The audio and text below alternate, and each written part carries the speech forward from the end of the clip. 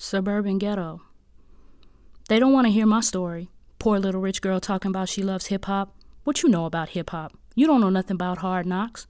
You don't know nothing about sleeping on floors, gunshots like love chants slicing through the night, big bass booming as big ballers ride by.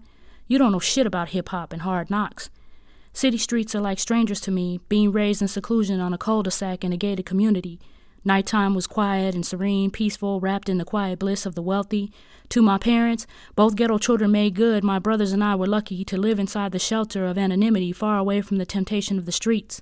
My father, only son and nephew to pimps, reveled in his 70s subculture young adult past, would insist that he crawled out of the gutter and on his back we would climb to greater heights. The three of us would smile and enjoy or hate his retelling of playa days, high nights, and moving out of the ghetto. My mother, oldest daughter and good girl, destined through beauty and ability, fought silently through dysfunctional home life in a face that reminded grandmother of a man none of us would ever know. They don't want to hear my story. Poor little rich girl talking about she loves hip-hop. They think I don't know about hard knocks. At 16, I was thrust into a world surrounded by kids living like hip-hop videos. Suburban ghettos filled with Benzes and Beamers, children flashing gold and knots, fashioned from the latest designers sent to private or township schools designed to keep the black folks away. They were the privileged few, the talented 10th, the future of the black nation, lost. The ghetto was a fanciful dream to them, played out on BET and MTV, sold to them by FUBU and Hilfiger and Sprite. School parking lots loud with music that they lived by, music that told them they were invincible, smoking weed out of $50,000 cars in front of their school, shooting dice on the corner near the gourmet cafeteria, finger-fucking the senator's daughter under the NFL-sized football stadium stands as she whispers the lyric to a hip-hop track, "Ain't no nigga like the one I got." They don't want to hear my story. Poor little rich girl talking about she loves hip-hop because they think I don't know about hard knocks. My gated community was like a suburban ghetto, cliques without colors but pedigrees roamed my streets.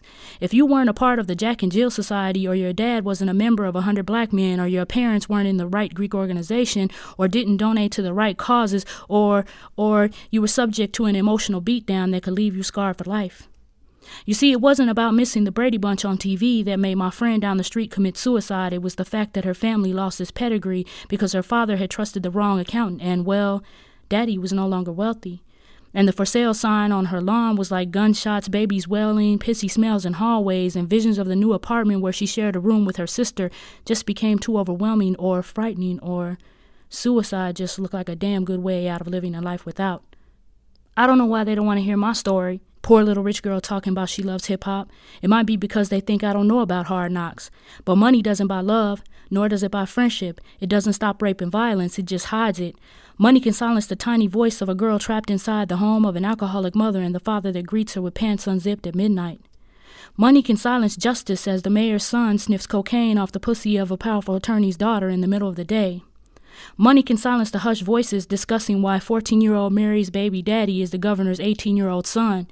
They look at the freshly manicured lawns, servants out on Sunday mornings with dogs, and say you don't know nothing about hard knocks. How can you ever know anything about hip-hop? And I reply, how can I not?